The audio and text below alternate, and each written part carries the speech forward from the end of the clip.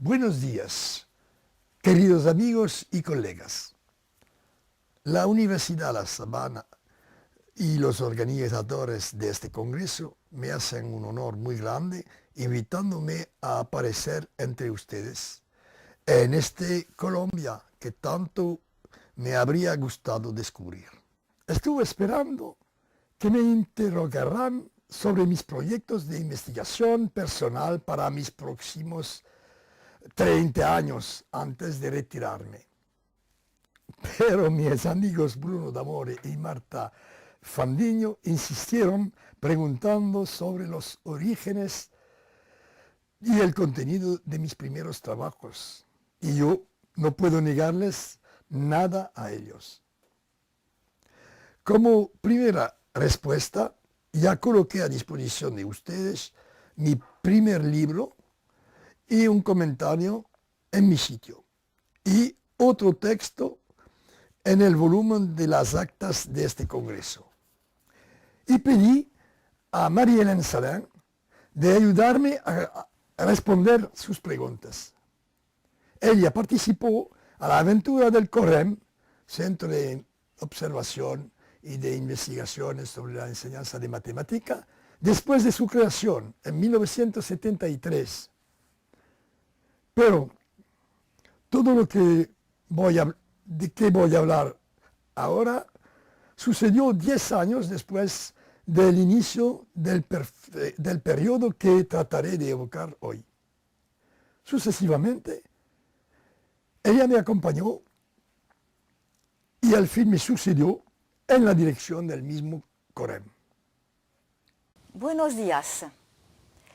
Admito que yo también estoy algo curiosa por escucharte evocar tus primeros pasos en la didáctica, lo que pasó antes de la creación del IREM de Bordeaux en 1970, IREM al cual yo entré solo en 72.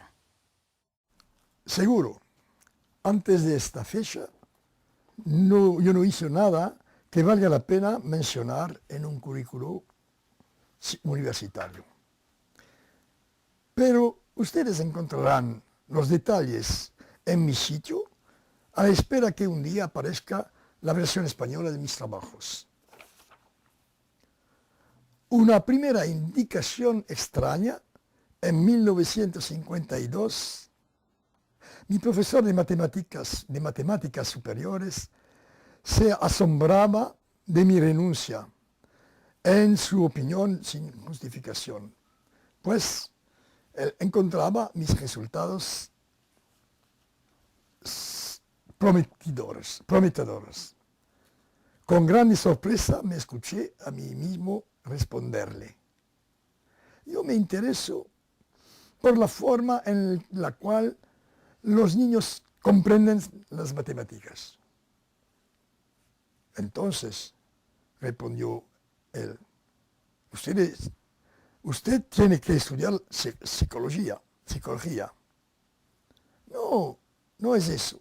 Yo quiero dar clase.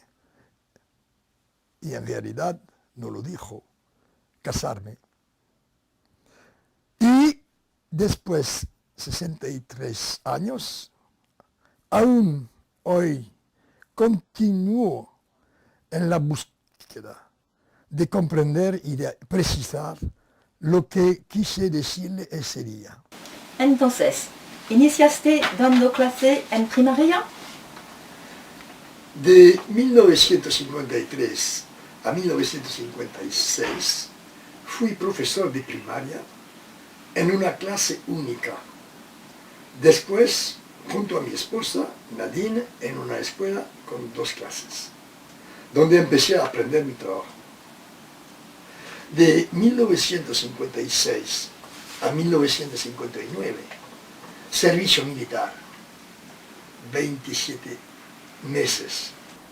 Contra todo lo esperado, encontré ocasiones de retomar mis estudios de matemática, exactamente en tiempo para descubrir la primera aparición de sus nuevos fundamentos como bases de enseñanza.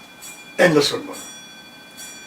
En 1958, un año en Argelia, para meditar sobre lo que podría hacer con mis alumnos entre varias misiones militares.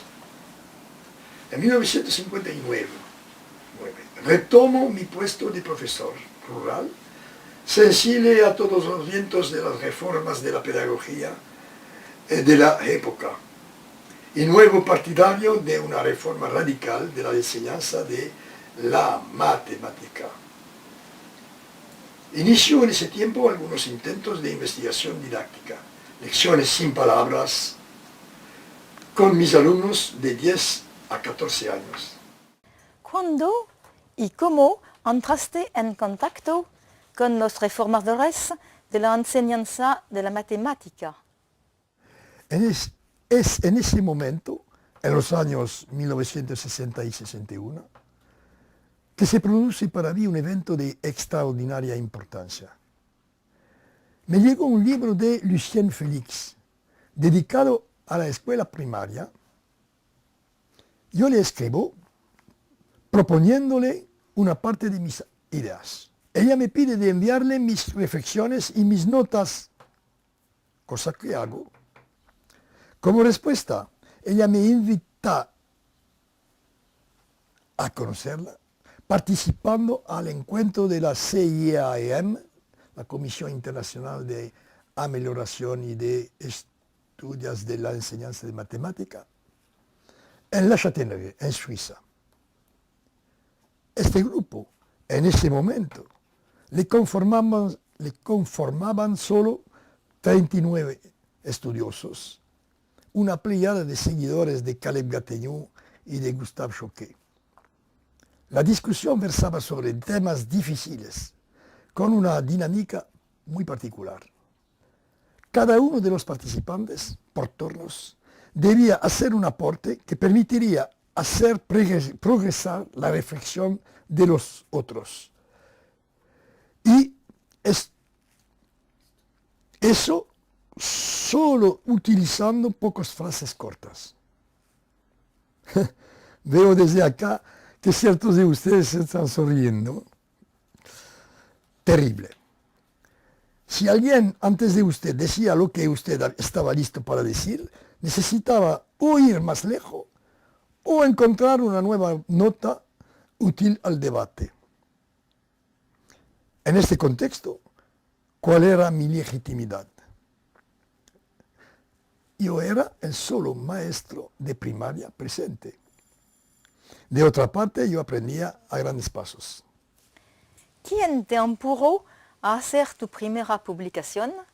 Un libro destinado a niños de 6 años, un libro sin palabras.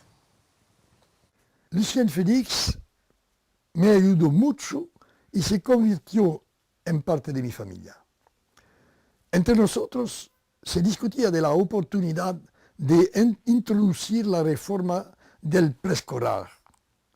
Ella me empujaba a escribir un libro escolar para concretizar mis reflexiones, mis temores y mis perspectivas. Me parecía imposible en este tiempo de explicar a los profesores antes de lo que debían hacer para los niños. Más tarde, en 1972, después de una experimentación, nosotros publicamos 2 libritos para los docentes de preescolar. Pero antes, en 1963, animado por ella, me lancé en la introducción de situaciones sin palabras, sugiriendo a los niños un uso directo de los símbolos matemáticos en situaciones comprensibles para ellos. Imaginaba las situaciones que hubieran permitido su iniciación a través del uso y intentaba sugerirla a los niños y a los profesores, solo por medio del dibujo. Los expertos que me están escuchando hoy en día pueden reconocer en todo esto, en este libro, muchos de los conceptos que estudié y desarrollé más tarde en mis trabajos experimentales. Nicho de un concepto, salto de complejidad, expresiones contemporáneas de objetos, de relaciones, de ecuaciones, clase de equivalencia, etc. Por ejemplo, objeto, precio y cantidades. No se debían de concebir nunca más lecciones aisladas o proponer ejemplos con explicaciones discursivas. Era más un verdadero proyecto de desarrollo de conceptos fundamentales por un trimestre entero. Evidentemente, este libro era imposible de usar así directamente, e incluso para parte del profesor más valiente. ¿Y cómo encontraste una editorial para un libro tan original? Lucien Félix me procuró entonces una primera cita con Andrés Lichnerowitz de la Academia Francesa. Le presenté mi proyecto de libro sin palabras. La tabla de contenidos era una lista bastante provocadora de conceptos matemáticos y lógicos, de técnicas y motivaciones. Intenté explicarle de mis audaces ideas. Eran de hecho el resultado de reflexiones profundas. No era por hacer alarde de mi trabajo, al contrario, insistía sobre los límites de la hazaña, pero también sobre las dificultades. Me preocupaban las ingenuidades pedagógicas de los enunciados que ya se podían leer en los artículos de vulgarización. Mi blanco principal era el método clásico. En esa época, el objeto de la enseñanza era definido por un texto, el saber. Sus principales métodos eran los textos de cursos. Su aprendizaje consistía en reconstruir esos textos y producir otros similares. Me rebelaba a esta petrificación del pensamiento, como si todos los pensamientos tuvieran que ser citaciones, como si los textos fueran el único medio de conocer y de manifestarle, como si nosotros solo tuviéramos que conocer de nuestros alumnos sus datos antropométricos y solo la descripción de los conceptos. Mi segundo blanco era la discusión sobre los métodos. Todos los métodos pedagógicos son justifiables de unas condiciones particulares y no son oportunos en otras. Toda generalización que ignora las razones de ser del conocimiento es engañosa. Lo esencial en la didáctica como en matemática o en tecnología está escondido en los detalles. Y es aquí el diablo. Presentaba argumentos a favor de la organización de situaciones precisas, específicas, en las cuales los alumnos actuarán ateniéndose a sus concepciones matemáticas, adaptándolas antes que tener que expresarlas o aprenderlas. Necesitaba por eso imaginar circunstancias apropiadas de cada concepto. Los alumnos aprenden a hablar invirtiendo en situaciones en las cuales se requiere de reflexiones de cambio y de cambios. Citaba a Piaget y evocaba a Frenet y sus imprentas. Le confesé a Lichnerowitz que había intentado describir y explicar mis ejercicios para que los profesores pudieran realizarlos directamente. Pero la pretendida transmisión de la nueva cultura matemática por medio de textos comunes para los profesores y para los alumnos me había parecido imposible. Para describirle a un profesor lo que tiene que hacer efectivamente un niño, porque tiene que hacerlo, necesita más de una página. Decir lo que el maestro tiene que hacer o no hacer. Cuando hay un alumno de por medio y el por qué, necesita un capítulo. Hacer un inventario de las otras posibilidades que muestran las mismas intenciones, necesitaría un libro. Explicar, o mejor, evidenciar, en qué y por qué esta o aquella opción es optimal, requeriría ciertamente la producción de una ciencia nueva. Esto era bastante audaz. Mis explicaciones lo estaban evidentemente interesando. Si este pequeño manifiesto contenía ya un gran número de ideas que yo escribiría mucho más tarde y que alimentaron mi trabajo teórico y experimental por 20 años. Con mi grande sorpresa, Lichnerowitz me dio su número telefónico personal y organizó para mí inmediatamente una cita con la editorial de obras científicas Georges Dunod. Completé así mi manifiesto provocador, disfrazado de pseudo cuadernos de ejercicios de matemáticas, que apareció en octubre de 1964. Cuando volví a ver Lichnerowitz, un año después, habían empezado a aparecer otras obras. La proliferación de las innovaciones se anunciaba. Yo había progresado en mis reflexiones, insistía en la necesidad de hacer preceder y de acompañar las acciones de formulación de los maestros con reflexiones, con investigaciones experimentales y teóricas, con observaciones, y no solo con unas experimentaciones dichas demostraciones empíricas. Integrar técnicas o conocimientos desde numerosos dominios científicos también tendía a disimular la necesidad de desarrollar investigaciones específicas en los diversos conceptos matemáticos. Como respuesta, Lichnerowitz organizó un programa de estudio hecho específicamente para mí, para completar mi licenciatura de matemática. Precisamente me envió a encontrar a Piero Grieco, bien conocido psicólogo y epistemólogo.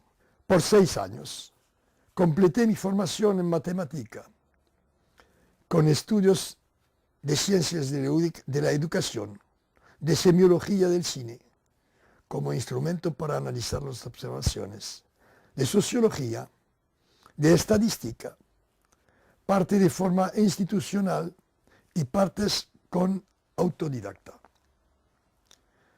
Dado que insistía en la necesidad de investigaciones experimentales, él me dijo, creo que fue en 1964,